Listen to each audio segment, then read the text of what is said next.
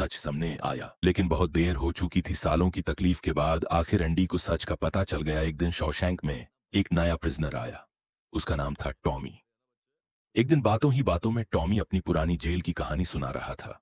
उसने बताया कि उसकी मुलाकात एक ऐसे कातिल से हुई थी जो फख्र से कहता था कि उसने एक औरत और उसके लवर का मर्डर किया था, और फिर एक बेकसूर आदमी को उस जुर्म की सजा मिल गई।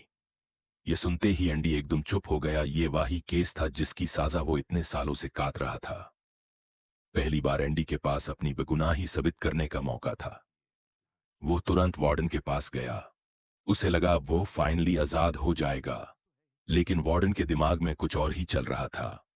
एंडी उसके लिए सिर्फ एक प्रिजनर नहीं था, वो उसका सबसे बड़ा राज था। एंडी सालों से वार्डन के काले पैसे को लीगल दिखाने का काम कर रहा था। अगर एंडी जेल से बाहर चला जाता तो वार्डन का पूरा गंदा बिजनेस बर्बाद हो जाता। इसलिए वार्डन ने एक खौफनाक फैसला लिया।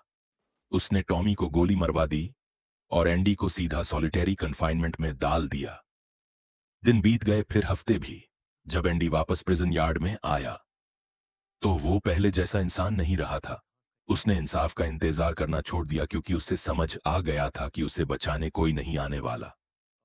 लेकिन किसी को पता नहीं था कि पिछले लगभग 20 सालों से एंडी चुपचाप एक ऐसा काम कर रहा था जिस पर रेड की भी कभी नजर नहीं पड़ी।